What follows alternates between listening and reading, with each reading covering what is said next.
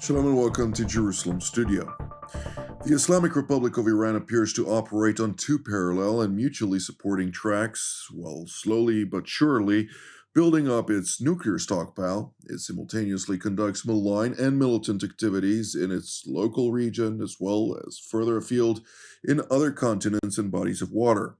The executive agents involved are both their own forces, such as the IRGC, Quds Force, and various proxies, being either rogue nations or organizations. To help us analyze this matter, we're joined all the way from the Kingdom of the Netherlands by Professor Uri Rosenthal, formerly served as the Foreign Minister of the Kingdom of the Netherlands. It's good to have you with us, sir. Thank you for having me.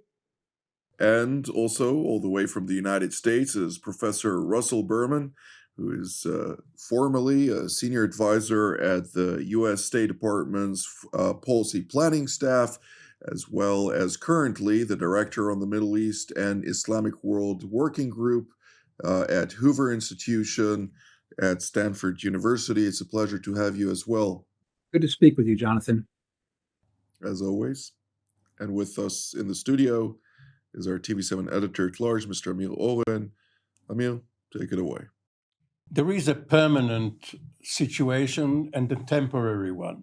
The permanent situation is the commitment by both the Israeli government and the US administration to block any effort by the Islamic Republic of Iran to go nuclear militarily. Throughout the decades, American presidents, Israeli prime ministers have vowed to do whatever is necessary to stop it. The temporary situation is that Iran is shell-shocked. It ended 2024 in a much weaker position than it entered it. The air and missile defense systems of Iran have been peeled off by the Israeli Air Force. They know that they are exposed and vulnerable, and that once the word go is given in Tel Aviv, Jerusalem, or Washington, they will be hit and hit hard. And therefore, their current position is that they are eager to talk, not with Israel, with the United States. And President Trump has said publicly that his priority is diplomacy, that he wants to cut a deal, but a better one than was reached 10 years ago this summer, the JCPOA, which was aborted, and only should that effort fail, will he go for the military option. So here we are.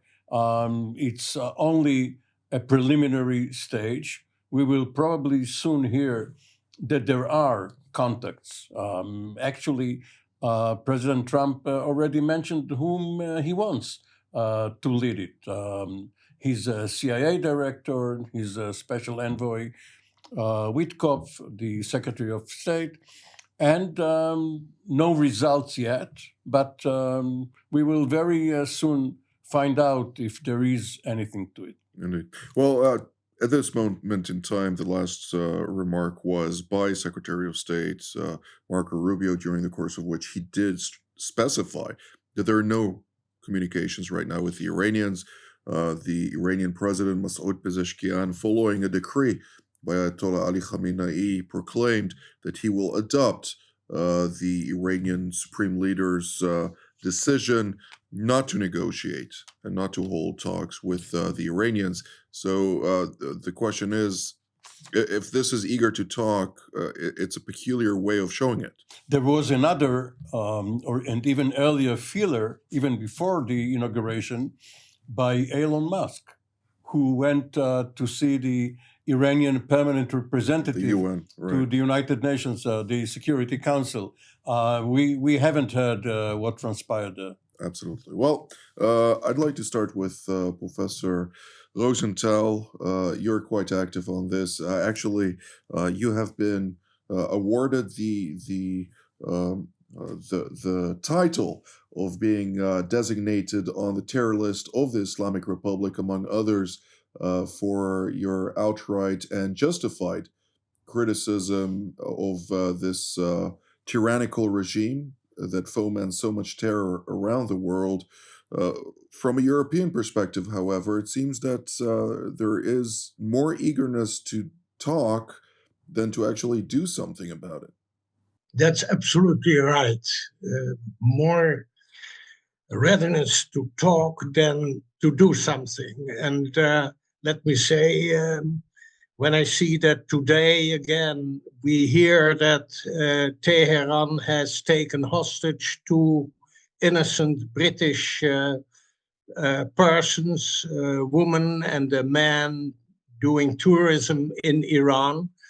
And when I look at the long arm of the Iranian regime within Western Europe and Eastern Europe as well, intimidating and threatening the Iranian diaspora as well as others who are fighting for a free and democratic Iran, then it is clear that the Western government, the European governments at least, have their hands bound, actually. And that is a awkward kind of situation.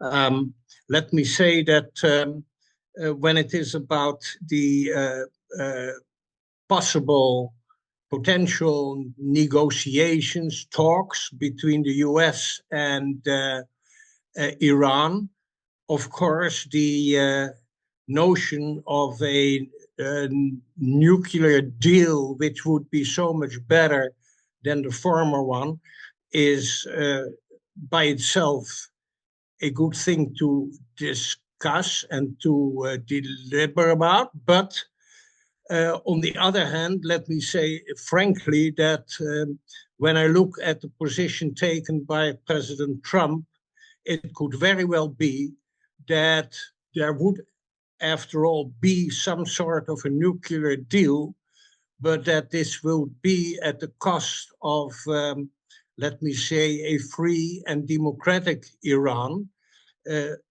We, on our part, in my committee, for instance, for a free Iran, are trying to get to a moment where there would be a full regime change.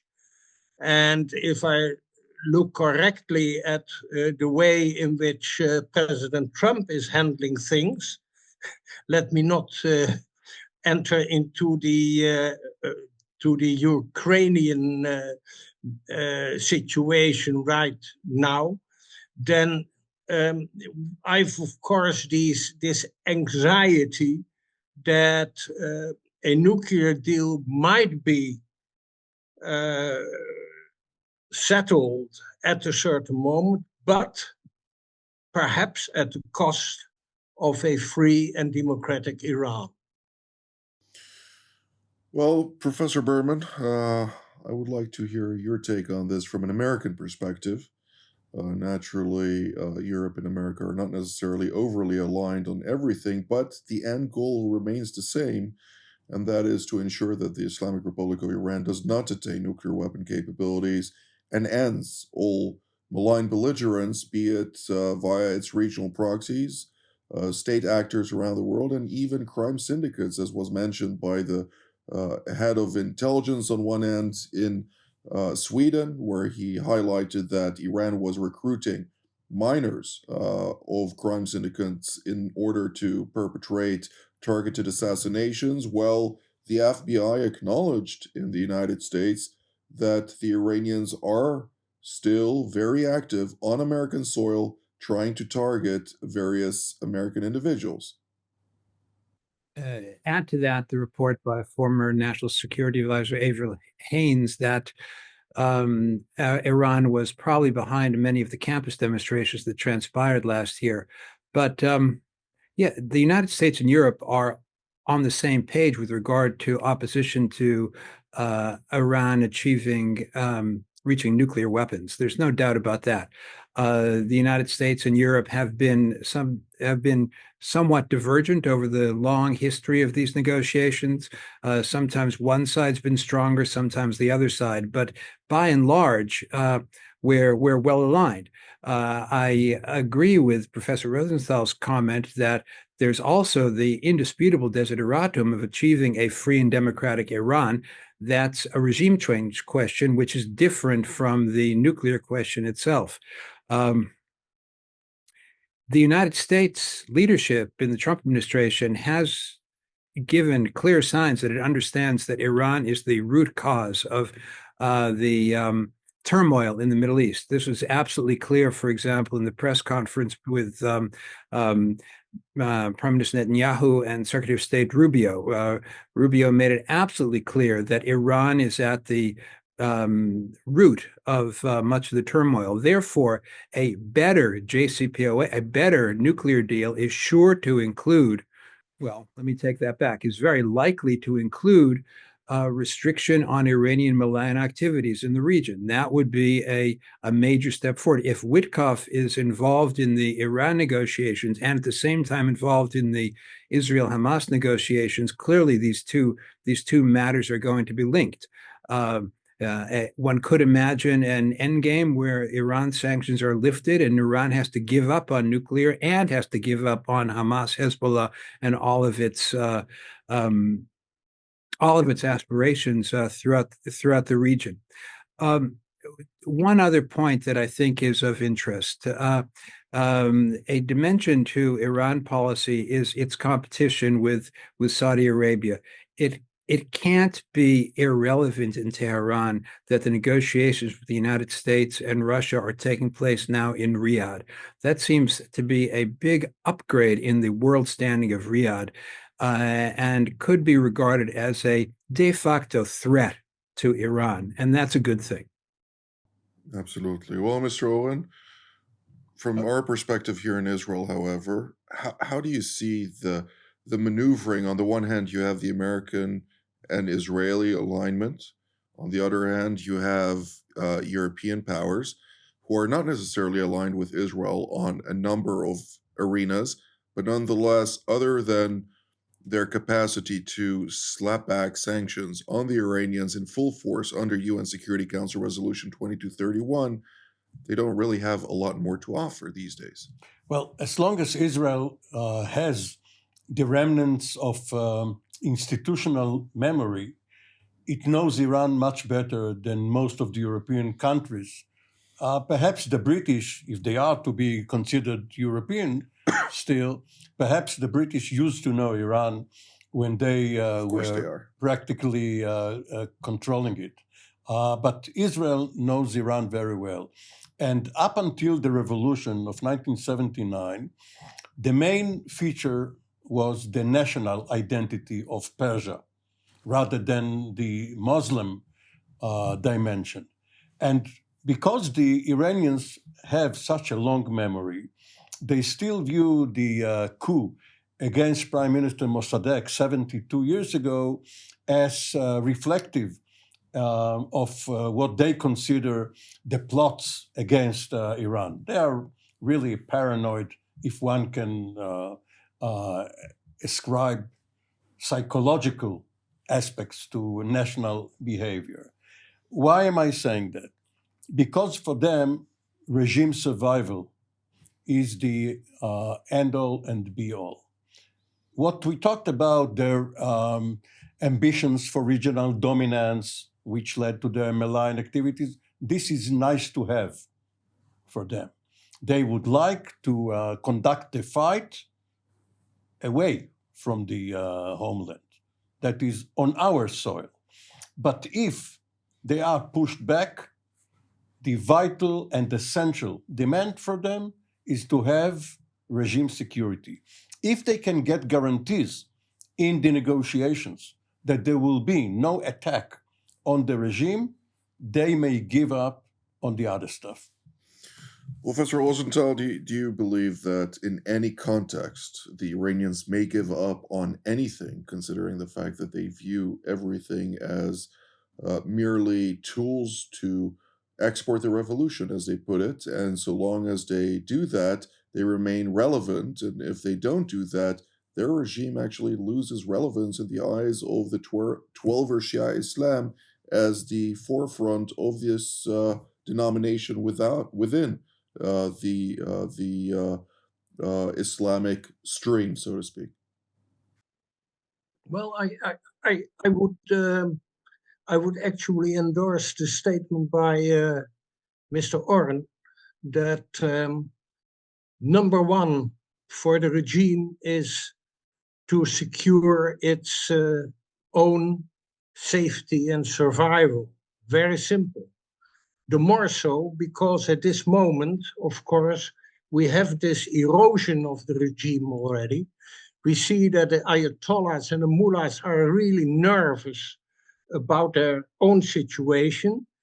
The supreme leader, Khamenei, is actually not having his eternal life. He will at a certain moment be called by Allah. And the succession situation is not at all clear at the moment and will be more tense during the months to come. So for that matter, I would say that first and foremost for the Ayatollahs is their own survival, with both physically and also from the perspective of their religious fanatic kinds of ideas. They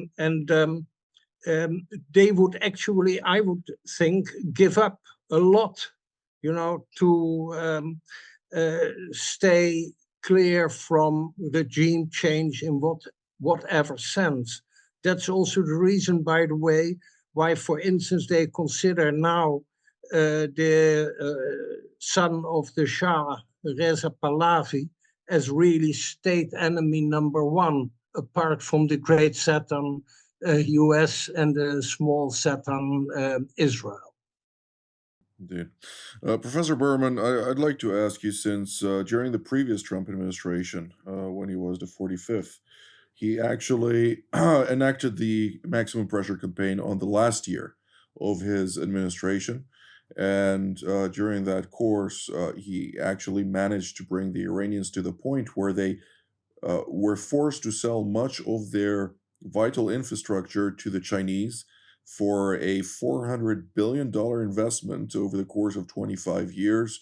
That was, of course, a very bad investment from China's perspective, despite getting it in the best terms possible from Beijing's point of view. But nonetheless, what we're now seeing is from day one, President Trump already signing the executive order, the implications to the Iranian market, the Iranian rial plummeting to an all-time low versus the dollar. We're seeing the dire implications that are already starting to surface in light of those activities, particularly when we're talking about the energy sector, with much of the country having electricity failures, if I may call it that, time and again, and that is displayed quite openly to the world. What needs to be done in order to really bring them to a desperate point where they will have to take those tough choices for their survival? Jonathan, let's not miss the forest for the trees. After 4 years of an unserious foreign policy from Washington, President Trump has returned now. As Vice President Vance put it in his Munich speech, there's a new sheriff in town, and he's quite committed to making progress on the Iran file, and this includes returning to his signature policy of maximum pressure. Maximum pressure is not yet military action, but it could become military action. The best thing for Iran would be for the supreme leader to pass on to the next world, and for a reform replacement to come in, a Gorbachev model. One can only wish that for the Iranian people. The alternative could become quite bloody, and the future of the Iran regime would imitate what happened in Damascus or in Libya. The Iranian people are angry at the regime, and it does not have legitimacy to stay in power. It is only maintained in power by its brutality, and as it becomes undermined by maximum pressure, the prospect for regime change grows greater. Regime change as carried out by the Iranian people and not by external forces. Well, interestingly enough, the common denominator between Libya and Syria is that Turkey is the patron of both Tripoli and Damascus at this point. But another rival and neighbor of Iran in historical context as well as presently. Mr. Owen, we don't have very much time left, but nonetheless, the United States provided Israel with 1,800 munitions of a very sizable warheads, something that, of course, was utilized. There were 84 of those type of munitions utilized to eradicate the main bunker in Lebanon of the Dahya, namely killing Hassan Nasrallah and much of the command or top command of the Iranian proxy Hezbollah. With 1,800, this provides Israel the capacity to do a lot of damage, particularly to specific targets in potentially Iran. Is this something that the Iranians are understanding? Well, there is some misperception of this particular shipment being blocked by the Biden administration.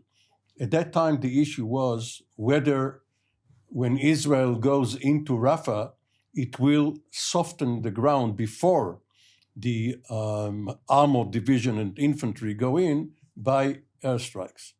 And against Hezbollah, there was no restriction, and Israel also has stocks of its own.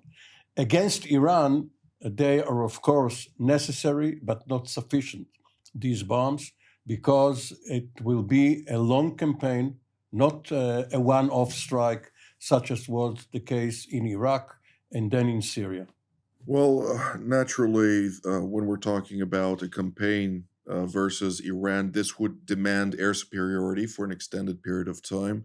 And of course, in collaboration with the United States. Professor Rosenthal, we have roughly 1 minute and 30 seconds for each of you before the end of the program. I'd like to start with both of you on the same topic, and that is, if you may touch on this, Uri, from a European perspective, do you see the UK or other actors joining the effort against the Iranian in the event of a strike against Iran's nuclear infrastructure? Professor Berman, I'd like to hear your reaction to that afterwards from an American perspective, please.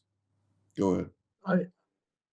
I would say that I would think that the United Kingdom, for instance, is quite emphatic on it. So that would be a good sign. On the other hand, I would say that a first step to show strength in relation to Iran would be that the Western European countries, especially UK, France, would at last do what the United States have done already before to come into a position of strength, and that is to put the IRGC, the Revolutionary Guard, which is actually controlling Iran together with the supreme leader, to put it on the list of terrorist organizations. And up till now, the EU and also the UK are hesitant to do so. Professor Berman? Jonathan, I earlier mentioned Vice President Vance's speech in Munich. What it did was not cause a rift in transatlantic relations, but exposed it. I think that a consideration for European powers with regard to a potential collaboration and attack on Iran is regaining credibility in Washington as a as a defense force. At this point, it's not even clear that they can muster peace forces in Ukraine after some agreement. The outcome of the Paris meeting is quite disappointing. The Europeans have a long way to go to restore credibility as a military factor. Indeed. Mr. Oren? The British and others have taken part in defensive operations, for instance, when Israel was attacked, and in retaliatory strikes. The French as well. Against the Houthis. Right. But defense and retaliation are one or two steps, and then offensive operation against Iran and opening up a can of worms, this is something else. They will first see whether the United States, with or without Israel, can get the job done, and only reluctantly may join in the second phase. There was a colleague of ours who once sat with Putin, and he asked him, as he was at the time a very senior practitioner, aren't you concerned about Iran's nuclear aspirations? And Putin reacted to him by saying, no, because I know Israel will take out whatever needs to be done before Iran attains those nuclear weapon capabilities. I wonder whether the Russians are still as eager to see the Iranians fail in their mission to attain nuclear weapon capabilities today or not, but time will tell. With that, I'd like to thank Professor Uri Rosenthal and Professor Russell Berman for all of your insights today. I'd like to thank Mr. Amir Oren, of course, as well, and to thank all of you at home as well. Until our next edition, from here in Jerusalem, Shalom.